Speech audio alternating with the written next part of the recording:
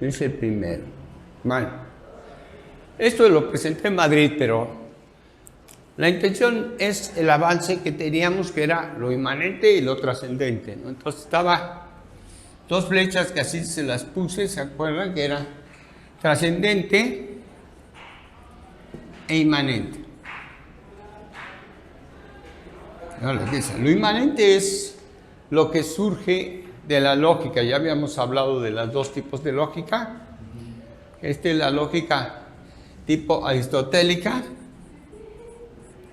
y este es tipo platónica. Y desde allí empezó el problema, ¿verdad? Entonces, se dice que la realidad y lo real, obviamente también lo real, juntos, trascienden a la mente humana, y a base de eso se considera la lógica. O sea, el pensamiento lógico es que lo que trasciende. Se sobreentiende en esto que hay un continuo de realidades, ¿no? La realidad está continuamente cambiando, entonces va generando diferentes tipos de realidades y en su momento es cuando va a venir la lógica, ¿no? Hablábamos, por ejemplo, a mí me gusta hablar mucho de la Tierra con Galileo, ¿no? Que decían que la Tierra era plana, que la sostenían 4 elefantes, ¿no? Y embargo Galileo decía que era redonda. Entonces es una primer realidad, ¿no? Después pues se entiende que no era redonda, que era ovalado, una cosa. Después se entiende que no era real, no era oval, sino era una geoide, con una papa, ¿no? Y así dicen, va cambiando la realidad. Y entonces este cambio de realidad va siendo absorbido en el momento histórico y en nuestra lógica que trasciende de la mente. Sí, ahorita voy a tocar un puntito tanto del ser, ¿no? Que querías platicar del ser. Vale. Pero está en la inmanente, que es que Platón dice, bueno, esto trasciende, sí, pero se regresa. Al regresarse, se considera que ya la mente lo asimila, ¿no? Y se convierte en una lógica ya inmanente, ¿no? Una lógica.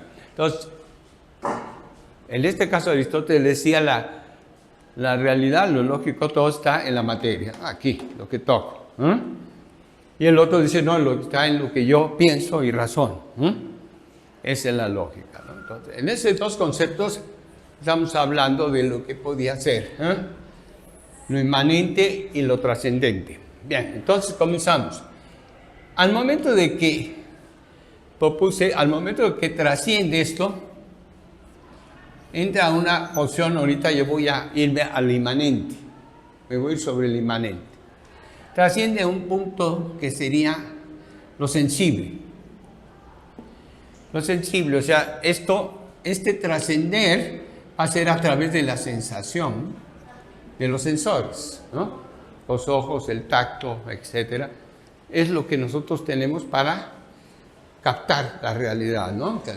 Entonces, esta es la primera parte que trasciende, ¿no? Pero esta trascendencia te genera una imagen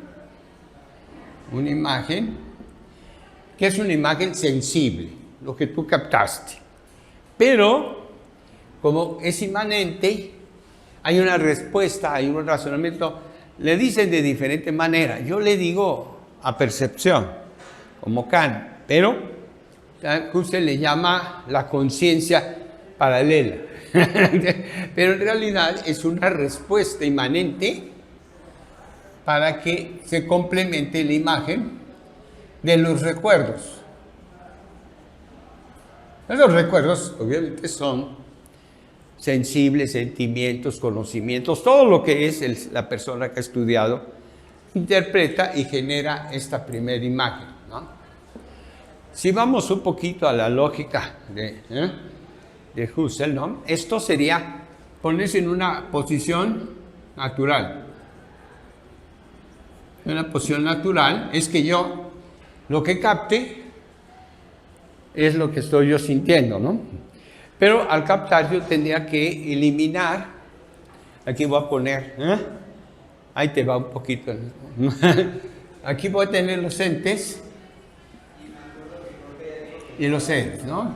Pero en realidad siempre un ser es un ente, pero este ser lo voy a dar con existencia, ¿no? De vida.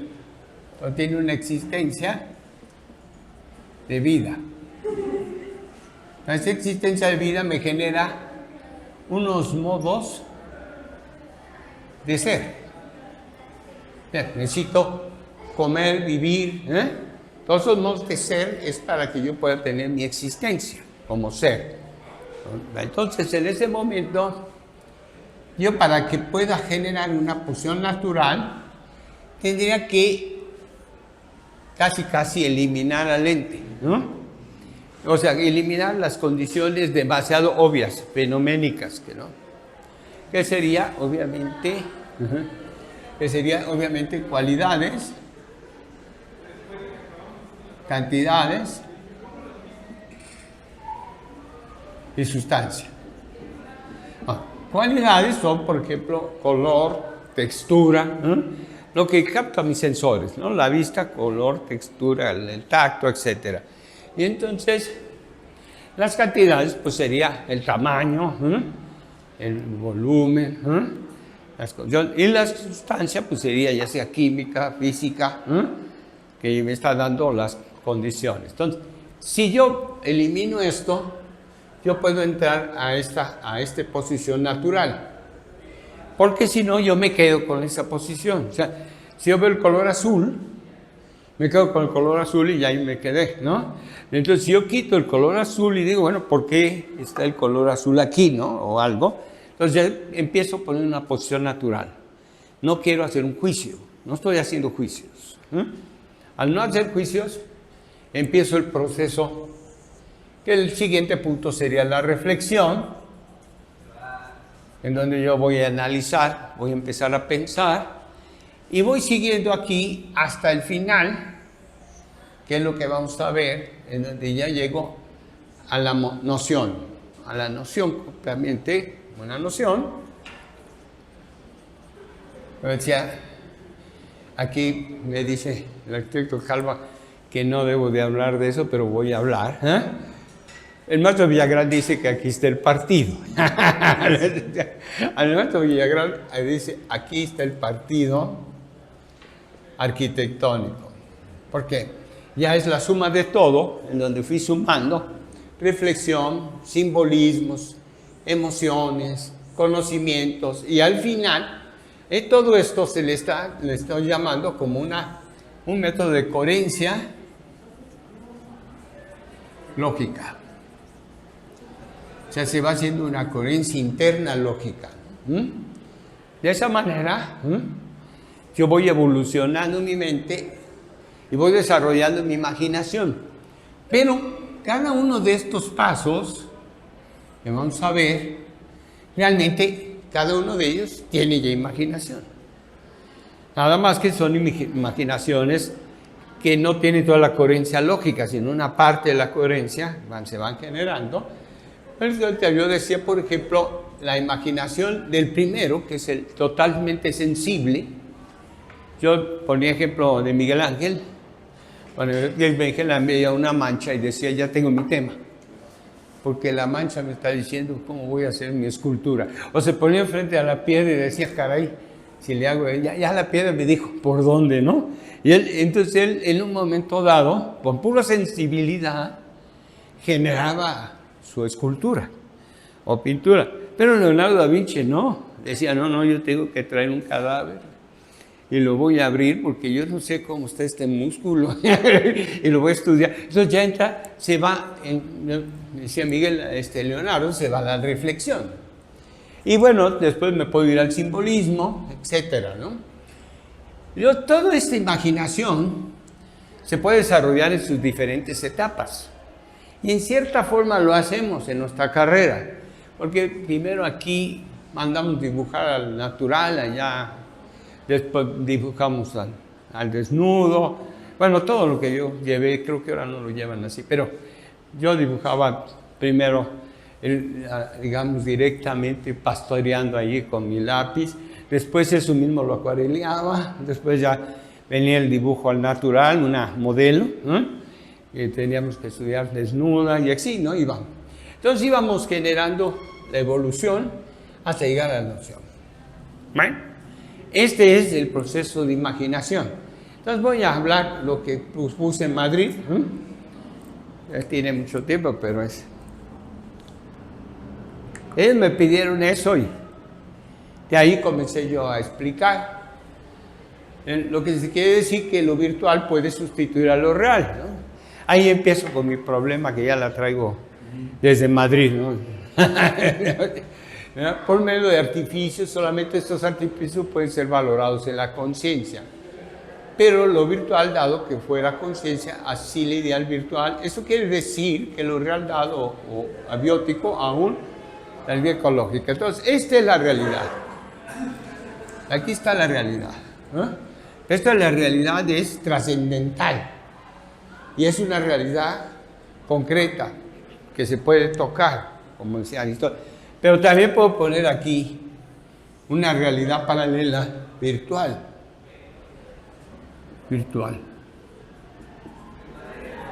Que no se puede tocar, pero que yo sensiblemente la estoy captando. Entonces de esa manera también voy a poder entrar así. Así está entrando nuestros alumnos, ¿no? Que esa es la posición. Vamos a seguir adelante. Yo pongo la primera propuesta, que este cuadrito ya los había enseñado, esto lo puse en Madrid, que en la realidad contenidos significativos está la forma. La forma es la unidad de las partes, que tiene una estructura con las partes, por lo tanto tiene un volumen, una posición en la realidad. Esa forma puede ser producto de lo real, pero puede también ser producto de lo virtual. Entonces, esta es la forma que se está generando y me está dando una silueta, o sea, una figura, que es el perfil de la forma. O sea, si yo tengo cualquier forma, yo no puedo saber si esta forma, vamos, si tuviese un volumen, no sé cómo está integrada las partes. Solo lo que estoy percibiendo es la figura, los elementos de figura, porque de otra forma no podía yo tener el concepto de las partes interesantes, ¿no? Esas siluetas me las mando yo a la correalidad, ¿no? En donde obviamente tiene que participar, como decía Husserl, la conciencia lateral, para mí la percepción, mi recuerdo, inmediatamente mi recuerdo, y entra una imagen sensible, que es la primera imagen. Esta es la primera imagen que tengo, ¿no? La segunda sería la significativa, o sea, comienzo a analizar los signos, las cosas, hago una reflexión desde mi proceso cultural. Después puedo relacionar analogías, se parece a esto, parece el otro, y puedo yo seguir a los estados anímicos y pues poner mis emotividades, que eso era muy importante, que entraría lo emotivo y lo estético. Juntos entrarían en esta posición. Aquí es muy importante, hay un punto importante que falta, que no hemos hablado en el seminario. Cuando se habla, por ejemplo, de estética, o sea, la teoría del arte, el arte está aquí, en la realidad. Ahí está el objeto de arte, o sea, este es el objeto de arte. Y eso obviamente producto de la transformación de los entes, ¿correcto? Entonces yo transformo el ente, pero para que esto tenga valor, yo le tengo que dar modos de ser, de cómo soy, cómo estoy integrado, para que el arte entonces tome valor. Entonces, un observador, a través de esto, puede decir, efectivamente, sí corresponde a mi momento histórico, porque sí retrató lo que yo siento, pero lo que está retratando la esencia es una una posición de esencia, pues en este caso. Entonces, lo voy a dividir acá y voy a poner, por ejemplo, el momento en que el percipiente, la persona que percibe, capta la forma, o sea, en el caso de la figura, de la forma, y la capta por su apercepción, ¿verdad? Y en este momento le da un valor totalmente a posteriori, porque hace una reflexión de decir, sí pertenece a mi época, ¿no? O sí me inquieta, sí me emociona, ¿no? Entonces eso es una primera posición en donde yo puedo darle categorías estéticas. Yo puedo decir, tiene belleza. Yo puedo decir eso. Tiene belleza, tiene grandeza, es cósmico, es fantasmórico. ¿Eh? Sí. Esas son categorías, perdón, nomás deja poner aquí. Quisiera hacer un comentario. Yeah. Cuando se empezó a desarrollar la arquitectura de este tipo de formas distintas a lo generado en el funcionalismo, Sí. y empieza a haber formas distintas con las nuevas tendencias arquitectónicas. Era una arquitectura que se le llamaba, por ahí escuché, que para la retina, ¿no? Una arquitectura que me entraba por los ojos, Siempre que entra por los obviamente me hace cambiar mi manera de, no de percibir, sino de percibir la arquitectura. Sí, pero tú tienes que estar en tu época. Sí, yo estoy en mi época. Porque si tú estás en otra época, no vas a captar lo que te están diciendo, le vas a dar una interpretación nada más de te gusta o no te gusta. Pero si tú estás en tu época, por ejemplo, el funcionalismo, ¿no? Si tú ya estás en la industria, en el movimiento, el producto de la Segunda Guerra Mundial, las destrucciones, todo eso, entonces te presentan el funcionalismo, pelón, sin adornos, ¿eh? Pero tú lo aceptas. Lo aceptas porque, y además, lo aceptas porque tú estás en tu momento histórico diciendo, bueno, es que yo debo de saber vivir con lo mínimo, ¿no? Después de la guerra. Pues, digamos, si hablamos de Mies van der Rohe, cómo supo vivir cada momento de su época, no es lo mismo 1928, Exacto. 1940, 1950. No es lo mismo la Primera Guerra Mundial que la Segunda, porque la Segunda destruyó todo. Entonces es cuando el existencialismo te dice, tú debes de existir, saber existir, ¿eh? Tus modos de existir tienen que reducirte. Entonces tú mentalmente ya estás condicionado después de tanto bombardeo. Estoy hablando de los que vivieron la guerra, no nosotros. Nosotros acá, a nosotros nos vinieron a querer cambiar las cosas del maestro Villagrán, pero pues había crisis, ¿no? De que sí, de que no. Pero estamos hablando del alemán, ¿no? Que vivió la guerra, el inglés, en donde dice, no, pues yo con que tengo un techo ya la hice, ¿no? Entonces, eso es un proceso mental donde dice, lo que me importa es lo que funcione y que sea útil.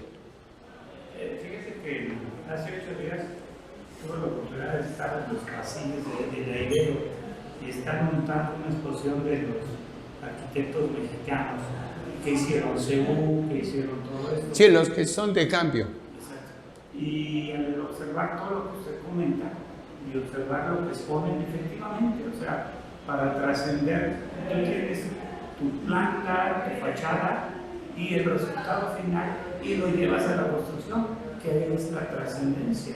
Sí, y entonces tú puedes aceptar que tu vida cotidiana sí cheque a lo que se te está presentando. Entonces, ese es el momento que estamos hablando primero. Que entonces yo puedo, a base de eso, decir, bueno, sí tiene belleza la música esta nueva, ¿no? A lo que iba a ser esto, aún en aquellos años tenían las ideas, las plasmaban a su manera, pero las tenían que construir. Ahora actual tendremos las herramientas modernas y el superespacio y todo esto pero lo tenemos que construir. Ajá. Sí, ahorita ya tenemos hasta problema de los objetos virtuales, ¿no? Pero vamos adelante porque estoy apenas en la puntita, ¿no?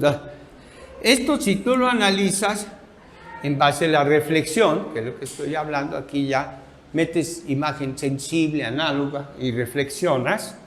En ese momento de la reflexión, lo que tú ya puedes llegar es a las esencias, es conocer las esencias.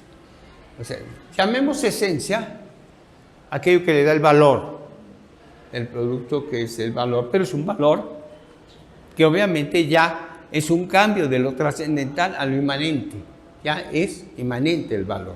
Entonces, en ese momento tú puedes decir, yo las esencias que he planteado son, por ejemplo, ritmo, proporción, ¿verdad? Equilibrio y el resultado, armonía. Si yo puedo captar la armonía, no necesito que me digan cómo sea el ritmo, cómo sea, pero yo capto la armonía, yo en ese momento me identifico plenamente. Ahí viene lo que no había yo comentado, ¿no? Cuando yo ya capto la armonía, puede que como no sea un esteta, no pueda hacer este pequeño desglose de las cosas, pero sí estoy captando la armonía, ¿no? Al momento que yo capto la armonía, es el momento en que yo puedo pasar a un estado regresivo. Me puedo regresar a lo sensorial. ¿Por qué me estoy regresando? Voy a explicar eso. Porque yo quedo así como hechizado, voy a decir la palabra, como hechizado en el momento artístico. Total empatía, total. Entonces yo ya no me importa nada. Si estoy oyendo una música, solo me importa el sonido. Y es mi oído el único que manda, ya lo demás no existe. Me quedo en una que se llama rapto estético. En ese momento yo me regreso a la sensación, solo la sensación. Solo me llena la sensación de mi oído. Bueno, en mi mente, que estoy escuchando la música. O si es la pintura, pues me quedo viendo la pintura. O si es la arquitectura, me quedo viendo el objeto arquitectónico, ¿no? Y ese es el momento que regreso, tengo un regreso a mis solo valores sensibles, pero es un regreso inmanente, no es un regreso trascendental, que en el primero que yo metí a los sensores era trascendental, y el regreso que yo tengo es inmanente, y regreso a mi sensor, a mi oído, a mi vista. Ese punto no había platicado, pero yo quería dejar eso claro, ¿no? No toda la gente tiene la capacidad del rapto estético, no todos. Y filosóficamente se aceptan dos raptos, el místico y el estético. Entonces el místico también produce eso, ¿no? Regresa a los sensores, ¿no? Básicos. Pero lo que importa es que, ¿qué pasa en ese momento? Solo vives para la sensación que te está produciendo. En ese punto sería la éxtasis. ¿Mande? Éxtasis, es un éxtasis, sí. Pasando ya a la éxtasis y provoca que regreses. Provoca el regreso. Para disfrutar más. No, para quedar ido. Es más, te desconectas de la realidad. O sea, no sabes dónde estás parado. Eso ya es un grado de éxtasis. Si tú estás en un concierto, solo te quedas sentado. Estás embotado, ¿no? Te quedas embotado, sí. Pero no te das cuenta quién está. Solo estás para eso, ¿no? Entonces, ese momento es el rapto estético, pero es un rapto inmanente. Regresas al sensor inmanente. Cosa que al principio era el sensor trascendente. Este punto me faltaba porque en este momento tendríamos que pasar a esa posición, de inmanente sensorial, o sea, un regreso sensorial a lo inmanente. Vale. ¿Te ha pasado, no? Cuando proyectas y llegas a que sentirte que ya la hiciste, te quedas perdido en tu análisis, ¿no? Que a mí me pasaba, ¿no? Como curiosidad me pasaba. Después que ya terminaba, hacía la teoría del clavo de Francisco García Olvera, que me iba, no sé, 2 horas allá a tomar un café, regresaba y ponía mi proyecto ahí y me quedaba viendo, ¿cómo llegué a esto? Entonces empieza un análisis, ya no estás en el estado inmanente, sino ya estás en el estado trascendente. Entonces tú mismo te estás juzgando, estás diciendo, ¿qué? ¿Pero por qué es esto? ¿No? Bueno, ya se ve la ucronía, el Sí. que era hecho. Sí, ya es el otro, ya eres otro, es el otro, te vuelves otro, porque tú ya te estás juzgando a ti mismo. Sí, dices, bueno, pues es que, ¿cómo llegué a esto? No sabes, ¿no? Pero llegaste en un éxtasis, un embobamiento, llegaste en un rapto. Entonces, en la arquitectura, los raptos los logramos, aunque no te guste, del partido arquitectónico. Desde el partido arquitectónico partimos en ese éxtasis. Bueno, eso me faltaba explicar eso porque aquí falta eso, ¿no? Bueno, ya quedó esto claro. Quiero nomás dejar claro un punto para ti, ¿no? Para ti que el ser y el ente, ¿no? El ente es óntico. El ser con existencia es ontológico. Es la misma raíz óntica. Es la misma raíz óntica porque es lo material, lo existente, ¿no? Y el lógico es el tratado de este óntico, pero ya es un tratado con existencia. Pero la existencia, yo le he declarado como una existencia en un ambiente contextual, o sea, no nomás es social, sino también con las plantas, con los animales, con los climas, con todo. Y entonces, este modo de ser lo voy a estudiar en la ontología. Voy a estudiar el ser a la nada, el ser con esto, el ser. Y comienzo a estudiar el ser y genero la ontología del ser, que es la base para la filosofía, ¿no? O sea, cualquier posición filosófica tengo que estudiar la ontología. ¿Bueno? Te estoy aclarando cuál es el punto, ¿no? Entonces, sí existe esta diferencia, pero entonces el ente, yo lo puedo variar al ente con mi propia posición inmanente, ¿no? Por ejemplo, puedo pasar a este ente que le podríamos llamar cosa, a esa cosa. La puedo pasar a hacerlo objeto cuando yo le dé algunas estimaciones mentales. Pero de objeto puedo pasar a un objeto técnico, artístico, artesano, etcétera, ¿eh? Porque yo voy dándole ya más valor al ente, ¿eh? Pero ese valor no lo tiene el ente. Son rasgos que yo plasmo y lo que tiene el ente es una expresión, expresa esos modos de ser a la persona. Nomás quería aclarar eso, ¿no? Entonces, al momento de que yo expresan estos modos de ser, yo ya me identifico como mi momento histórico con todo lo que hemos estado hablando aquí, ¿no? Ese punto era muy fino porque no sabes si existe el comentario del ente y el ser, ¿no? Es como pasar, ahorita lo entendí así, como las mariposas, antes de ser mariposas que son. Se transforma de gusano a mariposa, ¿no? Hacen esa. Pero ella ya tiene distintas realidades. Ser un gusano que se arrastra a ser una mariposa que vuela, ¿no? O sea, sus realidades cambian, ¿no? Su visión es diferente, ¿no? Todo.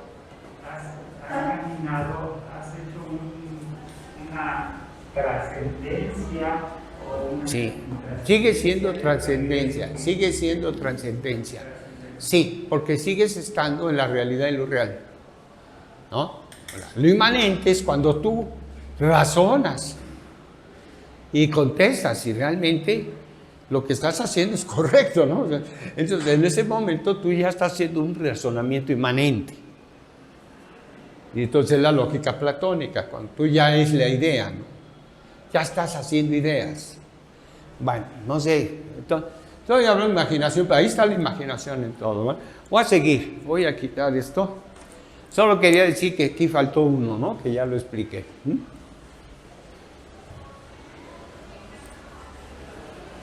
Bueno, seguimos.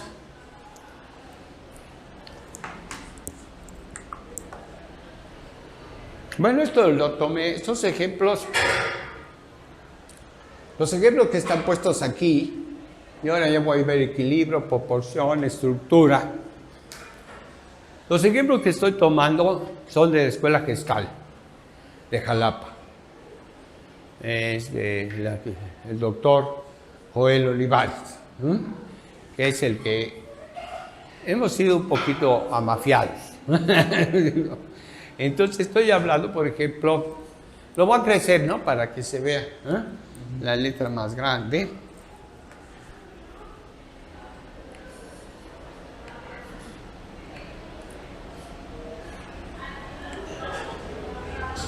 ¿No?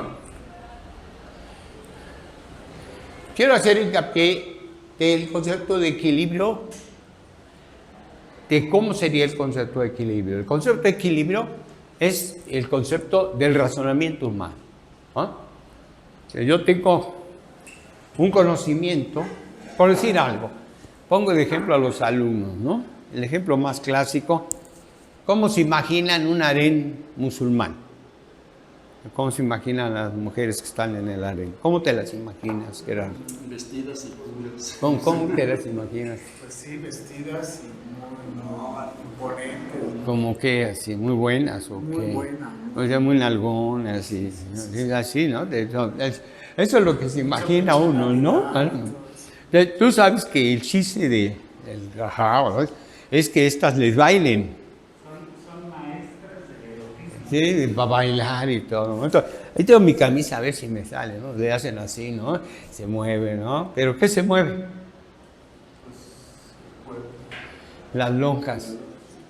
Entonces, la mujer que tú viste no es unas gordas inmensas con lonjas colgantes que a la hora de bailar mueven las lonjas y a ellos les gusta. Pero ese es el equilibrio mental que ellos tienen de la belleza femenina. Pero tú tienes un equilibrio de belleza de Hollywood. De unas mujeres las delgaditas, caderonas, pero no salsa. Bueno, tú te imaginas cuál es la belleza más fuerte china y japonesa. Ahorita que está el famoso canal este que abrieron nuevo, el 8-2, están pasando muchas cosas chinas, ¿no? Yo digo, después de estar viendo tanto, ya me empezaron a parecer bonitas las chinas. Pero bueno,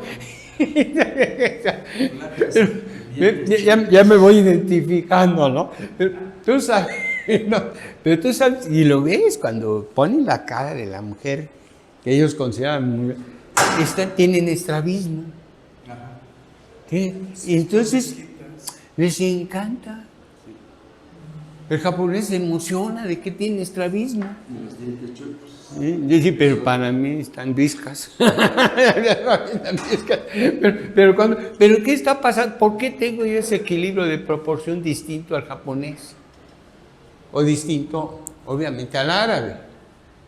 Si todavía me pongo en una posición, ¿te acuerdas que decía que el asunto de que pudiéramos entender más claro, siguiendo a Jean Piaget, podemos decir que el pensamiento empieza cuando empiezas a hablar.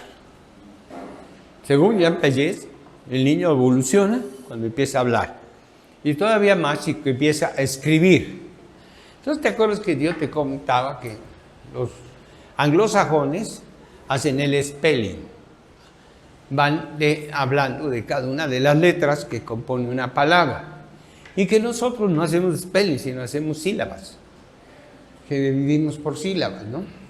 Entonces, de ahí hay una educación diferente, ¿no? Diferente. Entonces, ¿cuál sería la educación de equilibrio que puede tener, por ejemplo, un árabe? ¿Cómo escribe el árabe? ¿Cómo escribe el árabe?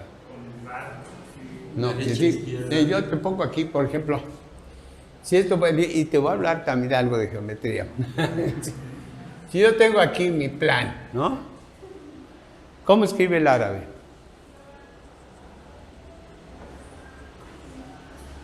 Entonces, su manejo mental te va a decir que el primer plano, ese ya no funciona. El primer plano de mi montea, por decir algo, el primer cuadrante, si la divido, es este, para un árabe. El segundo es este. El tercero es este y el cuarto es este. Pero, ¿qué pasa con un chino? ¿Cómo escribe un chino? El chino va a escribir así. Entonces, este se vuelve el 1, este se vuelve el 2, este se vuelve el 3 y este se vuelve el 4. Pero ¿cómo escriben nosotros los occidentales? Escribimos así. Entonces, este se vuelve el 2, este se vuelve el 3 y bueno, este queda 4. Entonces, hasta mi montea, yo puedo poner la montea europea y la montea americana y van a ser distintas. ¿Cómo trazo mi montea? ¿Cómo pongo aquí? Inicialmente, aquí ¿qué pongo? Pues el alzado, la planta, el corte, ¿no? Entonces estoy haciendo una interpretación y manera de leer todo. Entonces mi mente se va formando así. Aparte de que me gustan las gordas, los musulmanes, también tienen un orden distinto de las cosas, porque jerarquizan de un lado distinto al nuestro, ¿no? Por ejemplo, ¿cómo se dice coche rojo en inglés? Red car. Entonces pones primero el adjetivo y luego el objetivo, ¿no? El objeto. ¿Cómo decimos nosotros? Coche rojo. Lo ponemos primero el objeto y luego el adjetivo. Entonces ahí te estás dando cuenta que las maneras de pensar van cambiando totalmente. Entonces ya tenemos una manera de pensar distinta, por lo tanto mi equilibrio mental es diferente, ¿no? Eso me está generando una valorización distinta. No me queda muy claro el ejemplo con el equilibrio visual. ¿Del equilibrio de qué? O sea, los ejemplos que está usted dando del equilibrio visual. No, el equilibrio es total. O sea, el equilibrio va a corresponder a la manera que tú razonas. Porque yo los ejemplos, los que está dando son costumbres, no. Costumbres, Pero sí. un equilibrio. Equilibrio, estoy hablando de estética. Es universal. Sí. La estética, pero el equilibrio visual sí. Ah, sí, bueno, es que podríamos hablar de la gestal y empezar a hablar de que es un equilibrio. Pero yo estoy hablando del equilibrio mental, o sea, el equilibrio en el arte. Entonces tú dices, el equilibrio tiene que corresponder a mi manera de pensar. Y mi manera de pensar es cómo me educan, cómo me educo, cómo soy. Y entonces esa es mi respuesta. Pertenece a mi aspecto sociocultural. No puedo tener el mismo tipo de equilibrio mental de un chino. No puedo. Ellos tienen un tipo de equilibrio y yo tengo otro tipo de equilibrio. Entonces no estamos hablando de equilibrio visual, nada más de la palabra equilibrio. El equilibrio total, no visual. No estoy hablando de la gestal. No estoy dividiendo en partes. Acuérdate, la gestal es que yo capto la forma y la divido. Entonces yo no estoy hablando de equilibrio oculto, de equilibrio simétrico. No, eso ya sería hablar de la gestal. Estoy hablando de un equilibrio mental, en donde lo que me enseñan es lo que yo aprendo culturalmente, ¿eh? Y cómo veo las cosas. Ajá. Pero, por ejemplo, para un musulmán que es iconoclasta, Ajá. ¿cuál es el equilibrio? Es bien diferente al equilibrio. Sí, por eso hablaba yo de que el equilibrio de la belleza femenina. Tome ejemplo la mujer, que pues ese es un ejemplo claro, ¿no? La mujer, pues obviamente la mujer que ellos consideran bella, no es la mujer que yo considero bella. Para mí es una gorda la que no. Tú sabes que, aparte de, para que se vean mejor, les dan bolas de grasa con harina a comer, para que engorden lo más posible. Entre más, llega el momento en que algunas las tienen que usar todo una batea de una camioneta para que vaya una sola señora. La sube. Pero ya cuando están fuera de control, las desecha. Ya, váyanse para allá, ¿no? Pero la está engordando a propósito para su belleza, para lo que él quiere de belleza, ¿no? Entonces, esa es la diferencia que estamos hablando. Ahora, el equilibrio que dice el arquitecto Calva, pues yo si voy a hacer la gestal, y en la gestal a mí me va a interesar el equilibrio oculto, por ejemplo, el equilibrio básico que es simétrico, ¿no? Entonces yo digo, bueno, el equilibrio, tengo una simetría y esto es lo que está aquí y está acá, ¿no? Pero si yo tengo un equilibrio oculto, puedo obtener una serie de movimientos, puedo poner una mancha muy fuerte aquí, un volumen aquí, y por esta fuerza de color logro un equilibrio oculto, ¿no? Bueno, estoy hablando de gestal, ¿eh? Y entonces yo voy siguiendo, sí, ya termino yo con los plumones, ¿no? Entonces sí, yo puedo seguir hablando de diferentes tipos de equilibrio, todos siguiendo la gestal, pero esta es la gestal, es pensar que la forma la desintegro, porque la gestal es una psicología campista, le cambio la estructura y sé cómo debe de estar. Entonces, también aquí en el equilibrio puedo poner fondo, es decir, figura y un fondo, ¿no? Y eso me da también un equilibrio, como la figura se nota y el fondo le permite tener el equilibrio.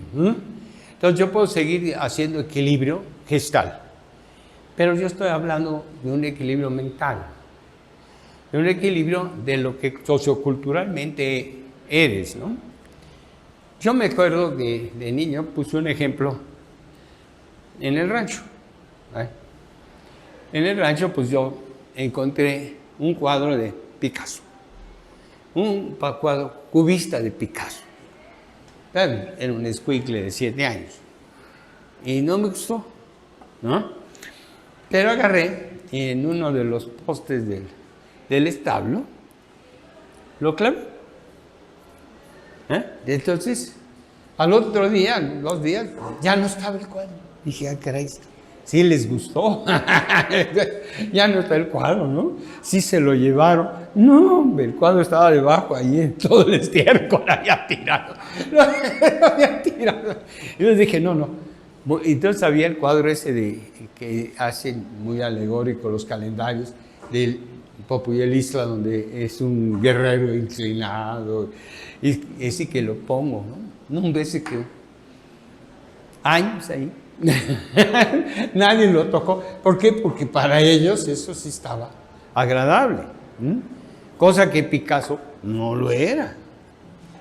No tenía la conformidad campestre, campesina, ¿no? Ese es un punto de lo que he visto que te estoy hablando, del equilibrio mental. Yo viví una experiencia muy parecida cuando visité el Museo Sumaya, pero cuando estaba en Loreto Peñapote, allá cuando recién había Slim hecho su colección de arte.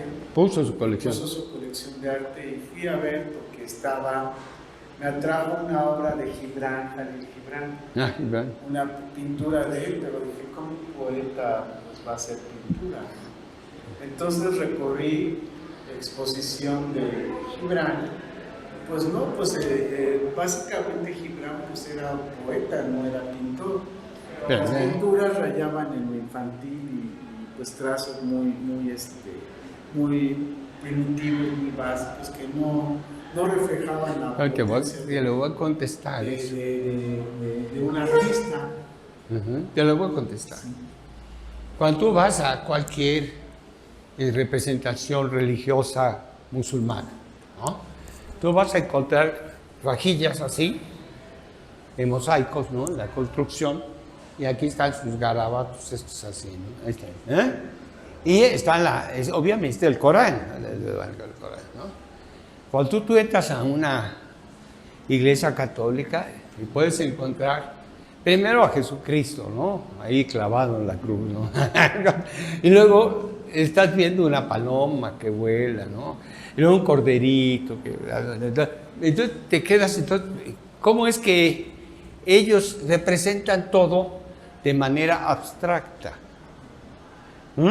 Y nosotros lo presentamos de manera mimética, natural. Entonces estamos hechos para ver la manera mimética. Y la abstracta, como tú dices, ¿Qué? Bueno, si no sabe leer árabe, peor, ¿no? Sí. Pues, ¿qué diablos dice ahí? Entonces, ¿Eh?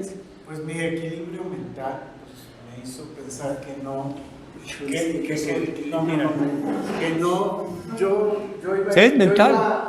yo pensaba que iba a Es encontrar inmanente, es una que- excelente pintura de Gibran, entonces bueno, pues todavía pues ya un poco pues, Traías una piedra sí, cargada aquí. desmotivado, sí, me fui a ver a la colección general del TIM, que pues parece un gran mercado como lo es el Sumaya Nuevo, pero aquí a lo largo. Había escultura, pinturas, objetos, cuadros muy importantes. Y pues yo como los veía de aquí, veía de chile, de manteca, acá de mole y todo, una distribución de Rodins, de lo que tú quieras, pues mi mente empezó a divagar Y te volvieron loco, ¿no? Me volví loco. Pues sí. Me volví loco porque en realidad no veía yo un Es que estabas viendo diferentes, diferente, totalmente, no ¿no? veía un orden, mi mente estaba dispersa. ¿Tú sabes Pero es cómo? que yo le llamaría el verde equilibrio. Eso no me hace. ¿Ah? Sí, Son valores. sí son O sea, valores. Son valores distintos. Son valores. No, es que ya estamos hablando de estética, es valor. Es que estamos hablando de juzgar, Sí, ya está- mental. Es que tú tienes esa diferencia. Estamos hablando de valores ya de juzgar mentalmente, ¿eh? No de juzgar de manera trascendental directa. De manera trascendental directa, pues es otra cosa, ¿no? El equilibrio, pues lo lógico es que sea una balanza, ¿no? Con dos pesos. Un ejemplo de las árabes gordas, ¿no? Sí, Yo pero- supongo pero- los africanos que se ponen los platos, para ellos es belleza, pero esos son valores estéticos. Sí, Sí. pero mira, Es equilibrio mental, no mental. Tú ves, tú no eres el africano que está viendo al otro. No, tengo otros tipos de valores. Sí, de otros valores. Los valores son de equilibrio. O sea, tú estás viendo de equilibrio mental, de conocimiento, de emociones, de percepciones, no de fuerzas. No de equilibrio de fuerzas, que sería trascendental, es inmanente. bueno, Entonces, en ese momento, pero quiero Voy un a- ejemplo importante que quería sí hacer. me gustaría terminar Sí. el relato. Porque hay- ¿Tú sabes cómo es una pintura gótica? Mira, te voy a poner aquí al rey y al súbdito. Porque mírate cómo manejaban el asunto, ¿no? Porque ya es simbolista, es simbólica. ¿Eh? Entonces, si tú quieres ver y criticar la pintura gótica sin los símbolos de su momento, pues nomás no, ¿no? Porque por lo que pasa aquí decían, este es una alta jerarquía y este no tiene jerarquía. ¿Eh? Entonces ahí te vuelves loco, ¿no? Por ejemplo, estás viendo la pintura gótica y de repente volteas a Picasso. Ahí voy. Entonces yo no podía definir haz de cuenta, una idea de una exposición de arte en mí, no había, estaba disperso, estaba embotado ya. Entonces el colmo fue cuando ya Con Picasso. llego y veo un cuadro pequeño de Picasso donde está una escultura del elefante de Dalí, pequeña, así con las patas alargadas, y cuando veo el Picasso colgado como si fuera lo que usted acaba de decir, un calendario, Sí. en un así, dije, Dios mío, ¿dónde estoy? Ya te voy a contar la experiencia. No, Dios mío, ¿dónde estoy? Te Entonces, voy a contestar la experiencia de mi hija Ruth, Sí. ¿no? La metí allá al museo de París, ¿cómo se llama? No, el otro. no, hay otro, el Sí. tipo, el dado, pero hay otro. El grande, ¿no? Entonces la metí y íbamos viendo eso y terminamos en una sala gigante, ¿no? Como la que pusieron ahora los Apple, con un muro y decía, ya no me acuerdo, 50 manos de azul. No había manos. Y entonces se quedó así, se empezó a reír, pero no la podía parar, porque pues todo un museo para poner un muro de 50 manos de azul. Y lo que, yo decía, ¿qué es esto, no? Entonces empezó a reír, pero los que estaban allá en el arte este, ¿cómo se llama? No, el que pone el excusado y luego arriba. Empezaron a reírse también.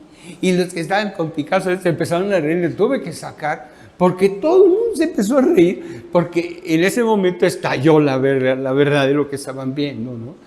Pero no la paré, tardó 3 horas riéndose, ¿no? La llevé a otro lado y seguía riéndose, porque decía, ¿cómo es que eso es arte? ¿Qué es eso, no? Bueno, arte sí es porque lo hizo el hombre, pero bella obra de arte para poner en un museo, ¿no? Mediterráneo. Al final yo salí completamente decepcionado del Museo Soumaya. Y molesto, enojado, o sea, salí completamente enojado. Después de que tú dices que llevaba una losa así, de veras, salí completamente enojado y con dolor de cabeza. Nunca me había sentido tan mal. Pero te hiciste así. El desconocimiento de nosotros, Totalmente. Del arte. Eso es lo que te quiero decir. Bueno, el valor de arte de ese momento que está expuesto ahí. Eso te estoy diciendo. Ahí está el equilibrio en el valor. No, pero eso no es el problema. No, pero no, ni aún consultando, tienes que vivir. Porque yo también doy clases de arte.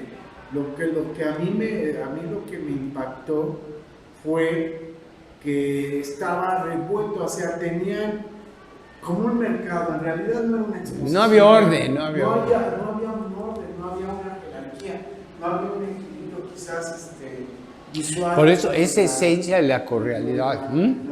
Ya no, es que eso es lo que... Aquí hay una definición, las diferentes formas de analizar el arte.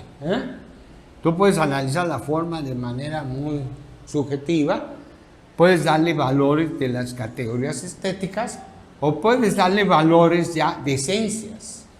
Pero la esencia ya es un paso posterior. La psicología, digamos que esto se queda aquí, en la forma, no se mete aquí. Aquí solo se meten los estetas. Entonces hace la crítica. Quería yo decirte que en Madrid hay un solo museo de Picasso. Pero Picasso tiene todas esas facetas.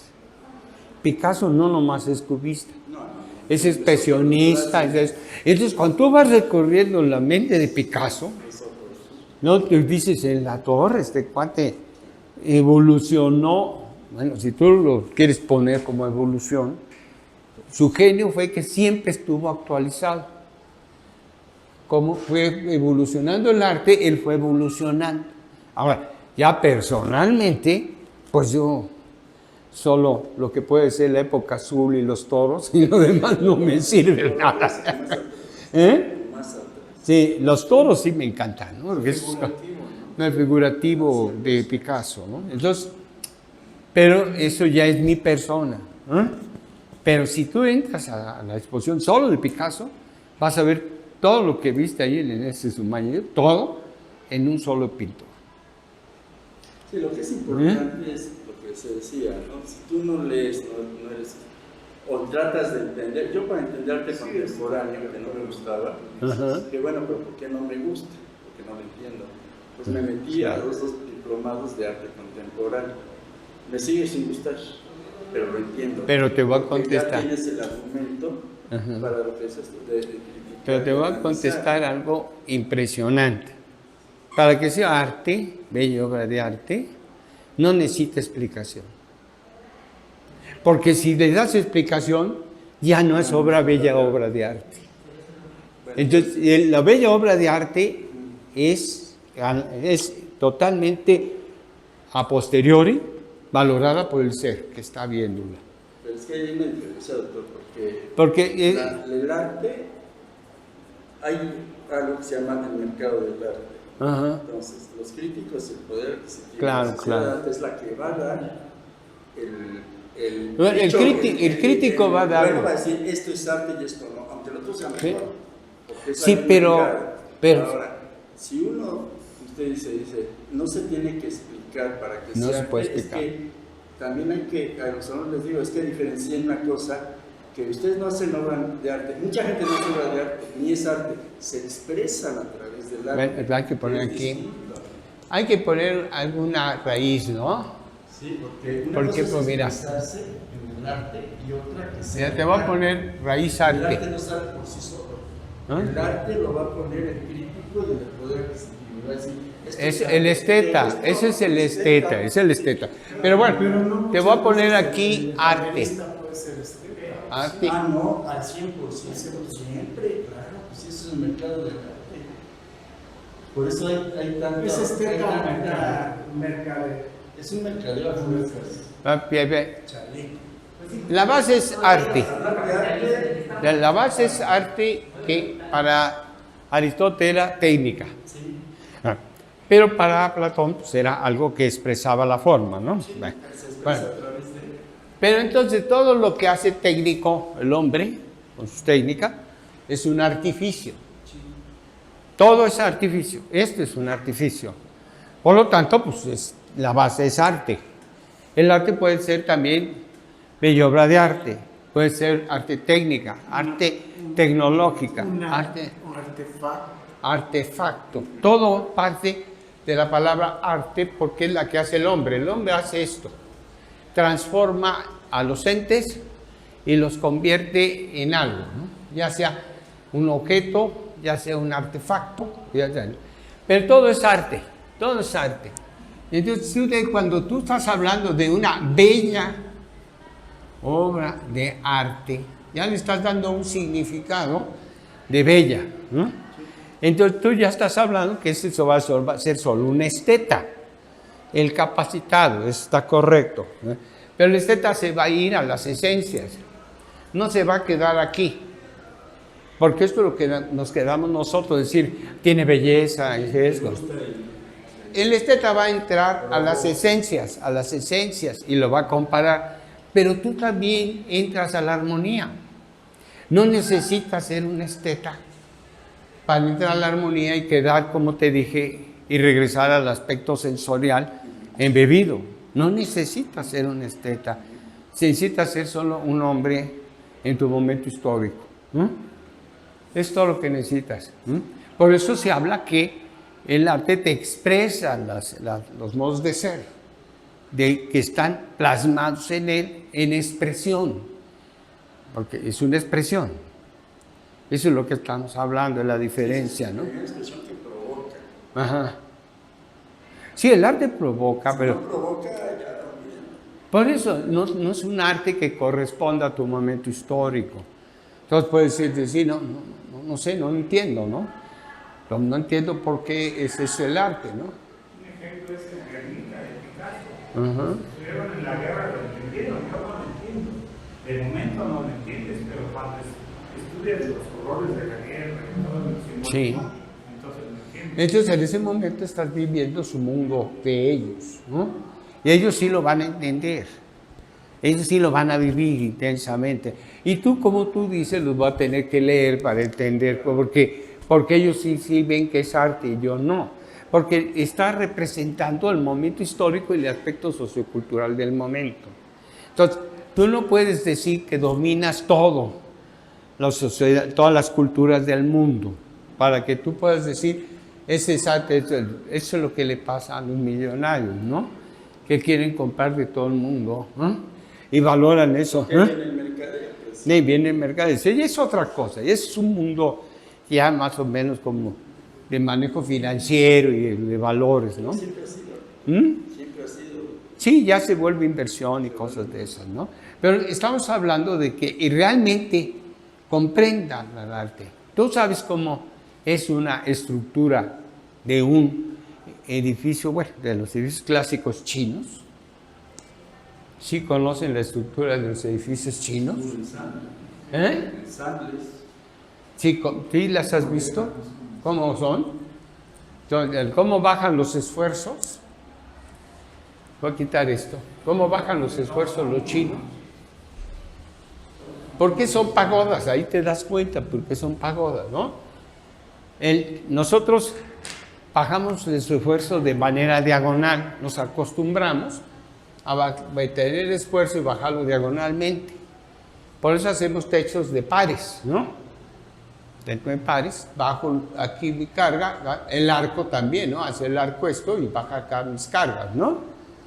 El chino, ¿no? El chino viene con un techo así, y lo baja así.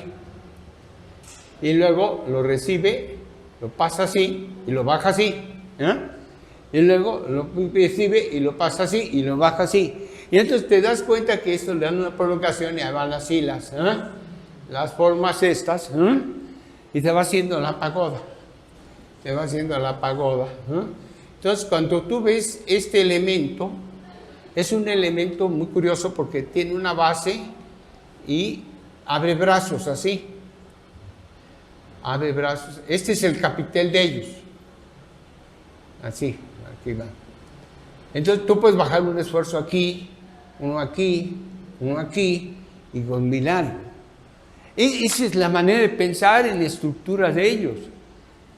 Entonces, a mí me costó el último, que estoy haciendo el diccionario, la última ampliación, estudiar perfectamente cómo pensaban bajar sus cargas, ¿no? Y las bajan. Y entonces tú ves, no es curioso que se vea, y entonces después sí meten un elemento que nada más es para sostener, y lo detienen aquí, así, para sostener esta curva, pero la carga fue bajando así. Así piensan. Bueno, los chinos antiguos, no sé, los modernos a lo mejor ya están influenciados de los gringos como vimos ayer, ¿no? A lo mejor ya están igual, ¿no? Entonces, ya francamente es otra cosa, ¿no? A mí me impresionó ayer, y te voy a decir lo que me impresionó. ¿Te acuerdas que estaba el pilar de concreto del estacionamiento del centro comercial? Entonces estaba así el pilar, que nunca nos explicaron la sección del pilar, pero bueno. Pero de repente venía la bajada de cargas aquí, no aquí, que había hecho Foster, ¿no? Las columnas que había hecho Foster. Entonces me llamó la atención que de repente pusieron una placa, después metieron una placa así, y luego metieron aquí ya el poste metálico. No, pero la placa era al revés, era acá, así. Sí, ahí me equivoqué. Entonces sí, era una placa que se ensartaba sobre, digamos, el pilar metálico, ¿no? Porque lo hicieron cuadrado, ¿no? Pero entonces pasaba por una placa la carga. O sea, y había para mí como arquitecto, había una excentricidad, porque definitivamente aquí bajaba la carga y era la otra acá, y aquí había una excentricidad. Esta excentricidad, yo me quedé bobo, ¿no? Dije, no, ahí sí, mis respetos, ¿cómo? Pero con una placa metálica, ¿pero de qué tamaño? Es que esas cosas que hablaban eran unas bestialidades, ¿no? No, el técnico parece que no, parece muy ligera y tiene un peso impresionante. Él no decía, porque él no se metió a esos detalles, pero tú viste cuánto tendría el claro de todo el edificio, unos 25 metros. Sí, entonces tenía. Estamos hablando de lo mismo, ¿eh? Entonces tenía aquí el elemento, según Foster, aquí bajaban las cargas en 4. Bueno, que después metió aquí un muro, pero 4. Entonces, esto era 25 metros. Entonces, después lo reticuló con, obviamente, pues viguetas, pero no eran viguetas normales, eran cuadradas y además, yo creo que medían 2 metros las viguetas esas. Nunca lo dijo, ¿no? Pero para salvar los 25, y aparte, pues eran unos viguetones, porque después yo vi que el plafón, el falso plafón, él decía que de aquí a acá había 7 metros, ¿no? Entonces vi que el falso plafón tenía como 2.50, una cosota inmensa, pero aparte, entonces te imaginas esos juegos de estructuras, Ya no comento. Eso me impresionó. Pero pues es lo mismo de los chinos, que estudié de los chinos, ¿no? Es lo mismo que estudié de aquí, que bueno, los persas, aquí te puedes ponerlos. Si todavía lo pones más prolongado y con un movimiento así, pues son los vikingos, ¿eh? Pero todos ellos bajaban las cargas, obviamente, diagonales. Entonces, la manera de pensar, que son diferentes maneras de pensar. Ya, nosotros hacemos una pagoda y te lo aseguro que hacemos la pagoda bajando las cargas como estamos acostumbrados, ¿no? Y no como los chinos. Bueno, ahorita nos quedamos aquí. Yo creo que vamos a seguir porque no terminé. Ni siquiera empecé. Está bien, está bien.